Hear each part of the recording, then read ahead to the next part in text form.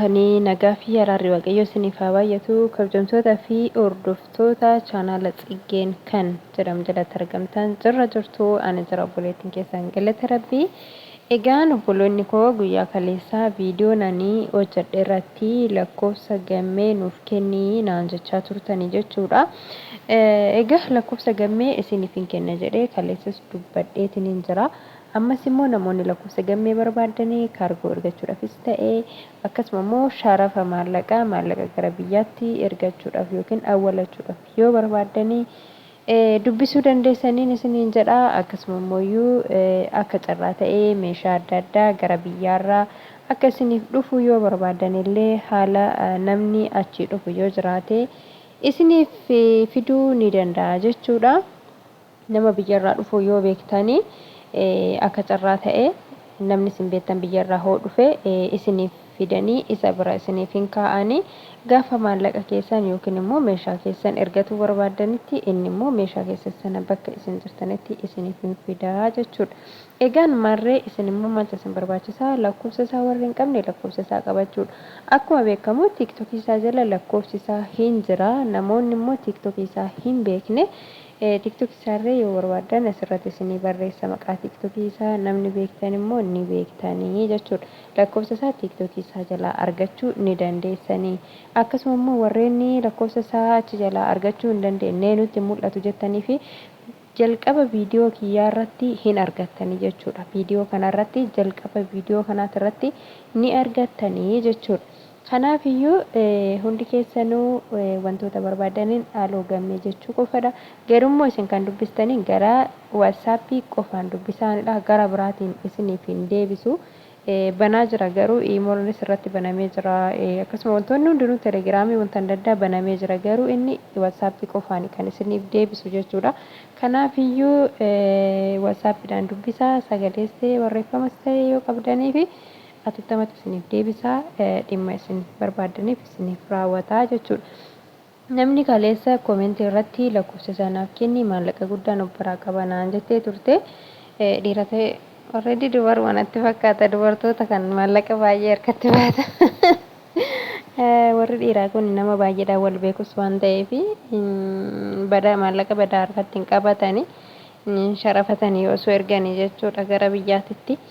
Kanaaf iyyuu viidiyoo har'aa kana keessatti hin argattani jechuudha. Jalqaba viidiyoo kiyyaati irratti lakkoofsa isaa hin argattani. Akkasuma immoo jidduu viidiyoo keessatti illee isiniif hin galcha jechuudha lakkoofsa isaa. Kanaaf iyyuu hundi keessaniyyuu lakkoofsa isaa qabadhaati aloo jedhaan hin isiniin jedha. Bakka isin jirtanitti isiniif dhufee raawwatee isiniif fuudhuu danda'a jechuudha.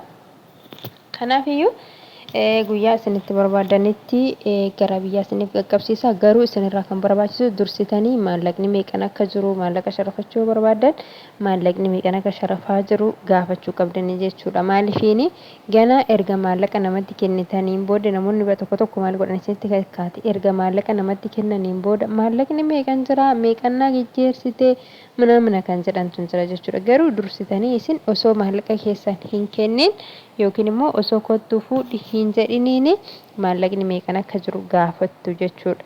Already hin beekamu guyyaa tokko oli guyyaa tokko gadidha maallaqni sharafni maallaqaa kun. Haa ta'u malee immoo dirqama dursitanii gaafachuun barbaachisaadha.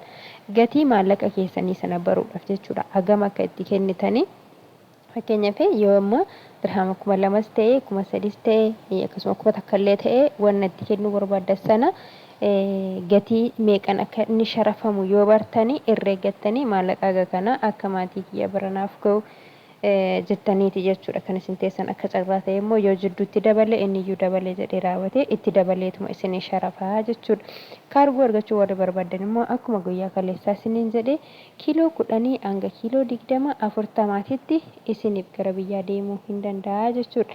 Meeshaan keessan immoo uffanni uffata wal fakkaataa 3 yookiin 4 ol yoo ta'e waan darbu natti hin fakkaatu. Isa kana isumarraa qulqulleeffachuu hin dandeessanii garuu immoo uffata wal fakkaataa uffata 3 2 yookiin waan akkasii na fakkaata.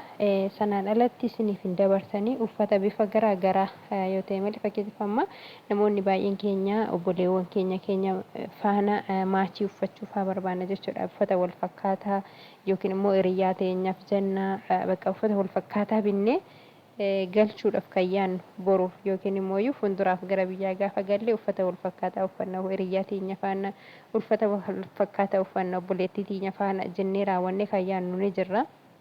Haa ta'u malee baay'inaan inni darbuu hin danda'u. Yoo muraasa ta'e malee jechuudha. Isa kana inni iyyuu isinitti hima garuu gurra isin buusuu qaba jechuu barbaadani maleedha. Kanaaf iyyuu jechuudha lakkoofsa isaa kino jalqaba viidiyoo kootirra isinii kaa'eetiin jira. Achirraa fudhadhaatii dawwalaa fidaa wanta barbaadan gaafachuu dandeessanii. Inni immoo yeroo isinitti barbaadanii dubbista sanatti atattamatti isiniif deebisa jechuudha. Isinummaanumti gaafii gaafadhaa nageenya itti babbaa'istanii akka inni dafee isiniin deebisneen taasisinaadha. Dhimma dhaxxaniif sana qofa dursaatii nagaa gaafattanii kaatanii nagicha otoo sagalichas baay'isuu osoo hin taane yookiin osoo barreeffamaan dubbistanii haala gaariidhaan dafee isinii deebisuu danda'a jechuudha. Akkasii namoonni haaraan akka carraa ta'ee gara chaanala Tsiggee dhuftan sabiskiraayib godhaa.